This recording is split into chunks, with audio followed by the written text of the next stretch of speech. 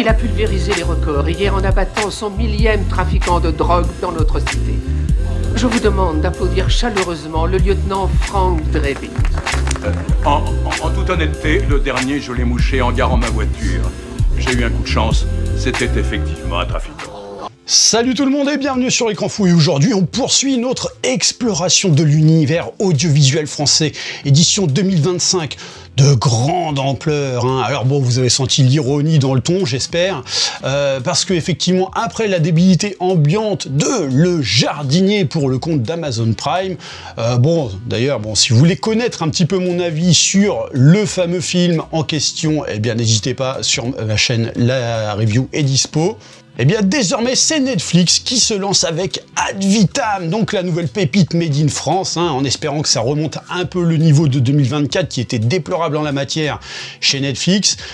Donc, le nouveau film d'action de Guillaume Canet. Alors bon, en fait, non, c'est pas de lui, mais de Rodolphe Loga. Du moins, c'est de Rodolphe Loga sur le papier. Le mec à qui on doit notamment des purges comme Je te veux, moi non plus. Donc, qui s'essaie au film d'action réaliste, même si, bon, on se doute bien que le mec, en vrai, il est responsable à seulement 50% du film, tout au plus, puisque, bon, déjà, Guillaume Canet est l'acteur principal, il a contribué au scénar, et donc, forcément, avec son melon qu'on lui connaît, il a contribué à mettre en place un bon gros morceau du film. D'autant que, oui, ça en a effectivement un peu l'odeur de sa mise en scène en termes sur tout ce qui a attrait au côté dramatique et à l'action. Donc, Ad Vitam qui raconte comment Guillaume Canet, qui vit sa petite vie tranquille, la voit très rapidement perturbée par des attaques d'un groupe armé à la recherche de quelque chose. Donc, ennemi qui va par ailleurs kidnapper la femme de notre héros en guise de chantage.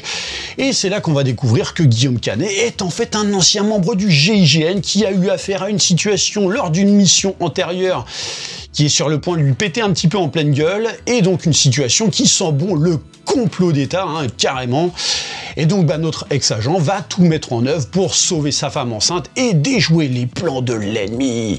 Voilà, donc bon, quand on a fait un flop à plusieurs reprises avec ces derniers films, du coup, on va chez Netflix et on use effectivement du nom d'un autre réalisateur pour essayer de noyer un petit peu le poisson afin de pondre un film qui se la raconte, film d'action à la Liam Neeson.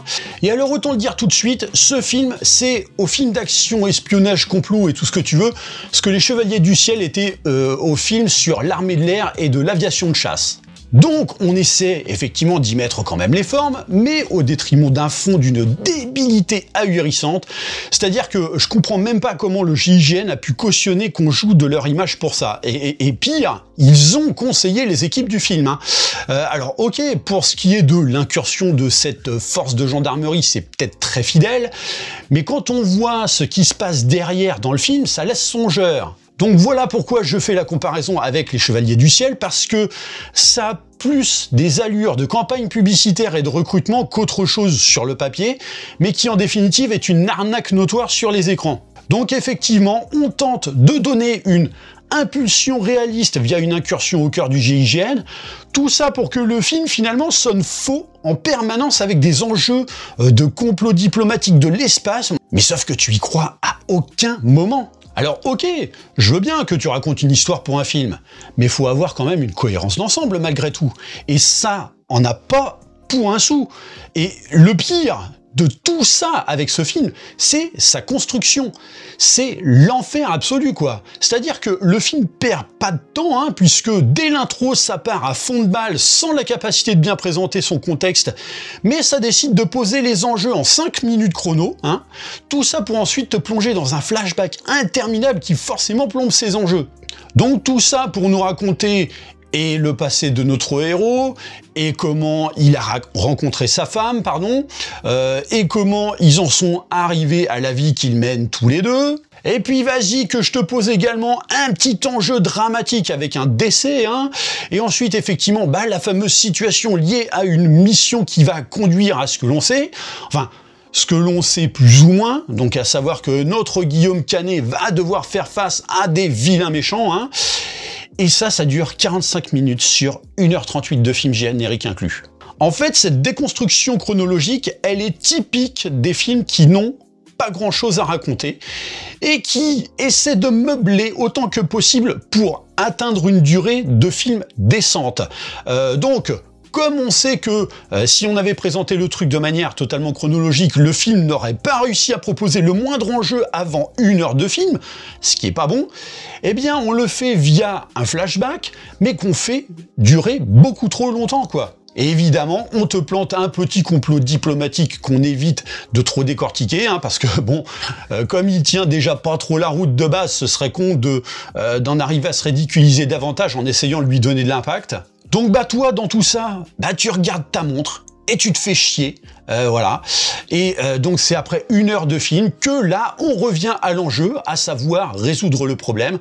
Sauf que en gros, eh ben le film va proposer cette résolution sur une course contre la montre, mais qui est pliée en 30 minutes, pour étaler la situation que va traverser le héros en même pas 24 heures. Autrement dit, l'intrigue du héros, si tu fais abstraction du flashback, elle tient sur une durée de 24 heures à peine, alors que ça a des prétentions de gros actionneurs. Donc, comment tu veux donner du souffle à tes enjeux si ton truc est plié en à peine 24 heures? Et tout ça pour que, en 30 minutes, bah t'es zéro rebondissement, quoi. Ah non, mais ce que je veux dire par là, c'est que on est sur quelque chose d'ultra linéaire, quoi. Et puis bah ensuite, vas-y que ça joue la course-poursuite filmée en shaky cam pour donner du peps au truc.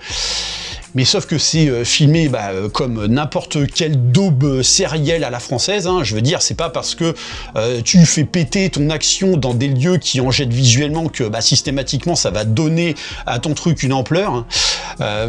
Donc bah voilà, c'est imbuvable en plus d'être totalement what the fuck. C'est-à-dire que bon, t'as quand même affaire à un ex-membre du GIGN, hein, ne l'oublions pas.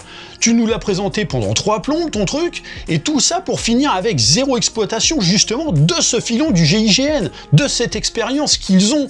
Donc à la fin, le truc est plié en 2 temps, 3 mouvements, à coup de course-poursuite avec un parapente à moteur et 3 coups de poing, hein.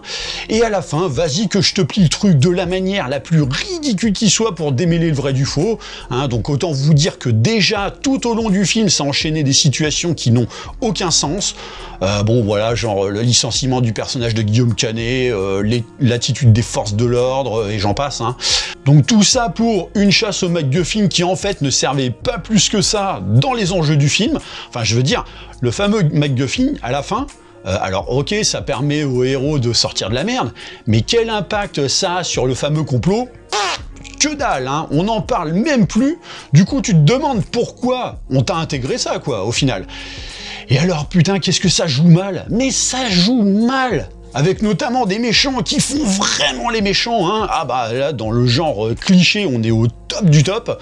Bon, évidemment, Guillaume Canet, faut-il en parler? Bah, déjà rien que sur le postulat de base, voilà, c'est-à-dire le fait qu'il joue un GIGN.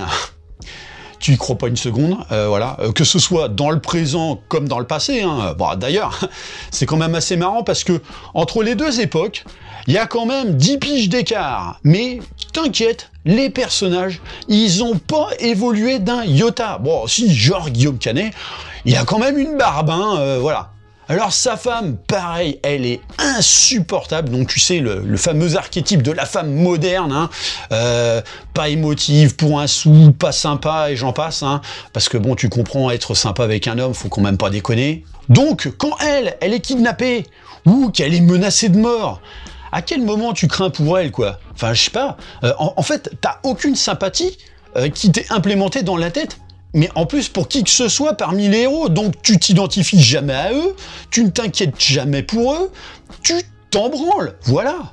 Enfin bref, non seulement c'est mauvais, c'est mal écrit, c'est mal joué, ça a 0 ampleur, mais ça en avait pourtant plein de prétentions, et surtout, si c'est censé faire de la pub pour le GIGN, enfin je sais pas, on a vu des reportages sur C8, voire même sur Zone Interdite, qui proposaient une meilleure incursion au cœur du GIGN, quoi.